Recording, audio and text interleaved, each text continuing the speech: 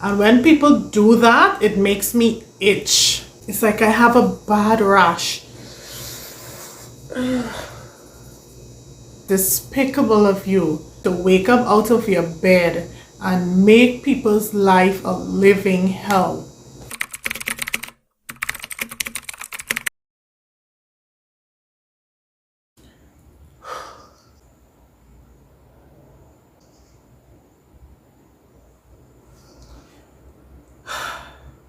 I'm basically trying to mind my words and not say things on here that I'm going to regret.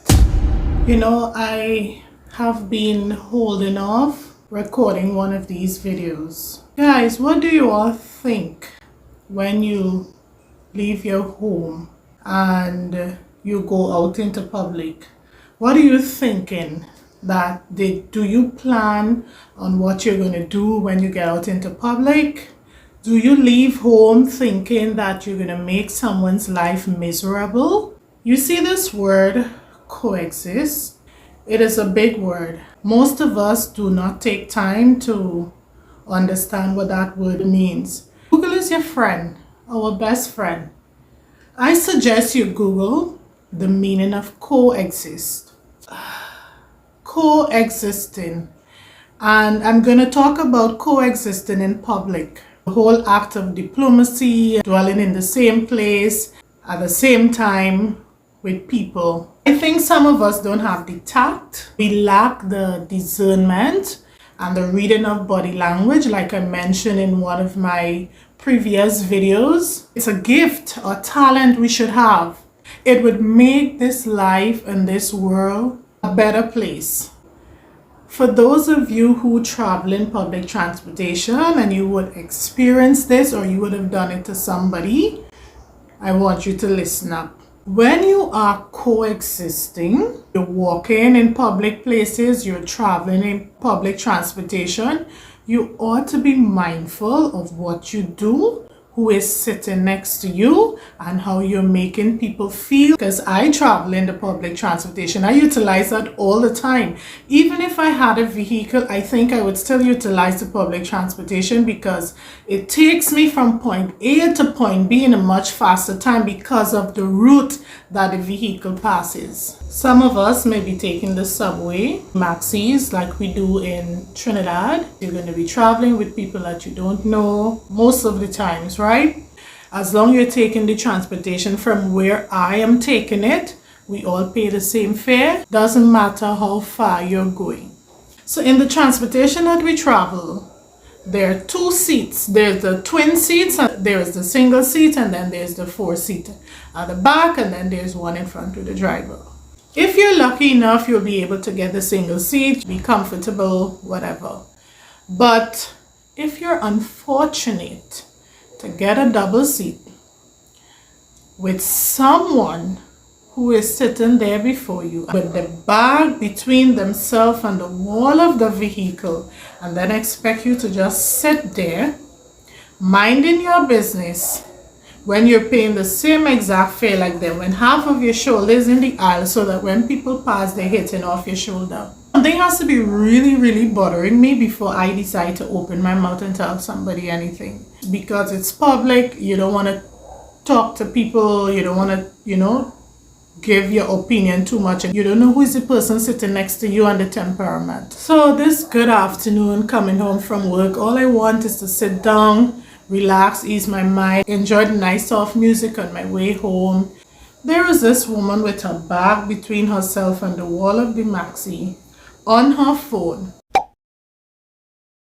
When I realized, I kept watching, the lady just watching me. So I do it again.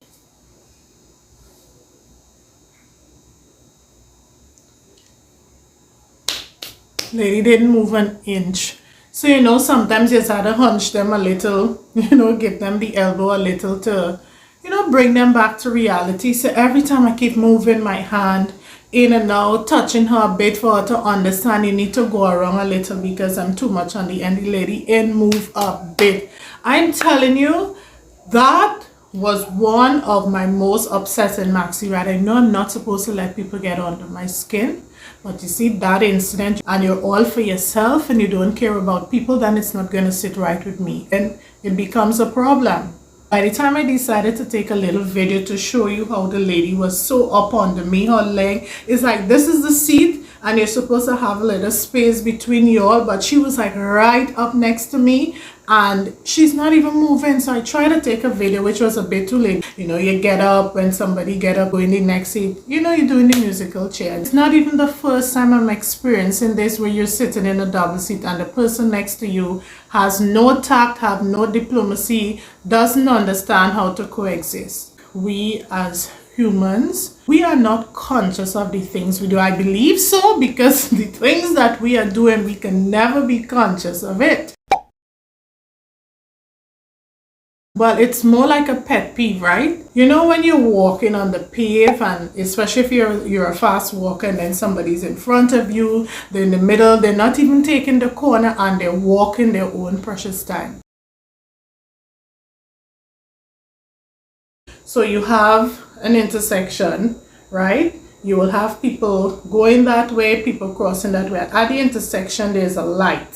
So on this path, you'll have a lot of people coming here, then we all meet up here, then we wait on the light to go over. So they have some people who are coming here, we're all meeting and they're going this way, right? But the lights don't change at the same time. So it's either you're going so and then you wait for the next set of people to go like that. So there are people who are walking here, they're walking to go this way, but they will take their precious time and then the light changes across the intersection. And they are there just walking, one for today, one for tomorrow, and you at the back, you're going straight over, you're hurrying, you're walking really fast because you're trying to catch a light.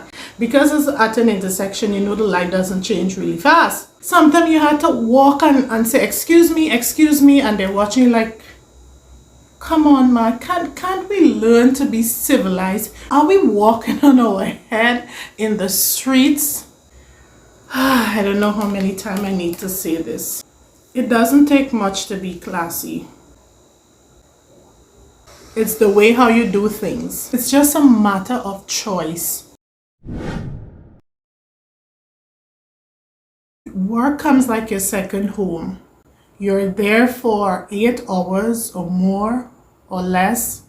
How do we act? How do we behave with our co-workers?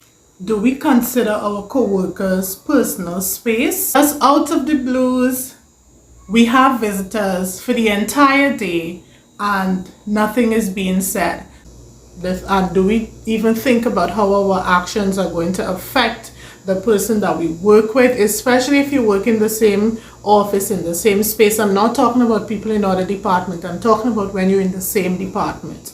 Our workplace is considered like our second abode, and we intend that when we go there, we find some form of peace, because you're away from home for about 8 to 9 hours, and where you are for that length of time, you just want to have peace. You don't want to have confusion. You don't want to be uncomfortable. You don't want to wake up in the morning and feel like you don't want to go to work. Not all the time you want to tell somebody that what they're doing is making you uncomfortable. On the other hand, the other co-worker may not want to tell you anything, or like me in the seat this afternoon didn't want to tell the person anything because you don't want to cause any problem and you don't know how the person is going to take it. People are very sensitive out there, and you have to think really long and hard on how you're going to approach someone on an issue. Most of our biggest problems in life can be solved by just having a conversation. And then some of us, we are not able to have the conversation without taking offense.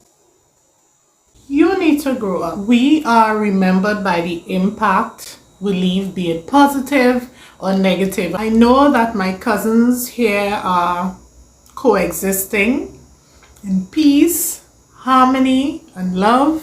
You know, I told you my voice is doing that raspy thing. It's happening again, and I just want to end on a high note and give my vocals a rest, but pay someone a compliment, make them smile. So guys, I love you. Thank you so much for stopping by. Be sure to check out the other videos on my channel. Until then, stay safe. And remember, in life, it's all about your perception. richer. Oh yeah, I got a table for two. I got everything I want, but yeah.